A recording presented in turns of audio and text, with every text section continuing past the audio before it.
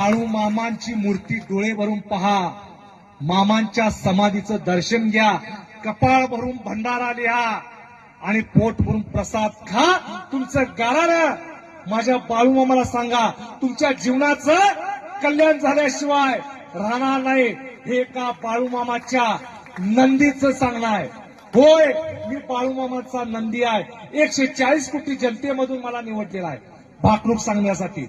होय, मी बाळू मामाचा पिये आहे. होय, मी बाळू मामाचा चाकर आहे.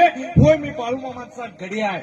त्यांच्या दरबारात वर्षातून एकदा माझी 3 तासाची सेवा असते. महाराज, जगाचं भाकीत सांगितलं जातं.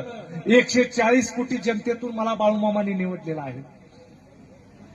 महाराजांना कदाचित थोडंसं माझं मगाशी खटकलं असेल की मी बाळू मामांच्या मार्फत आलेला आहे. होय, मला बाळू मामाने इकडे तुम्ही जा